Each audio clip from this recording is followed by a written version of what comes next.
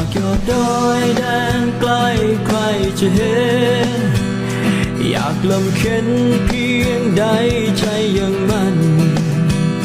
จะปกป้องพ้องไทยชั่วนิรันดร์สิ้นชีวันก็ยังห่วงแผ่นดินด้วยหน้าที่ชีวิตรับผิดชอบคือคำตอบที่รบอยู่ไม่รู้สิ้นความภูมิใจลึกล้ำดำอา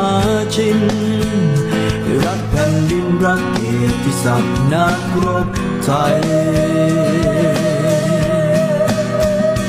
คิดถึงยอดหฤทัยใจแทบขาดแต่ไม่อาจตัดใจทิ้งไปได้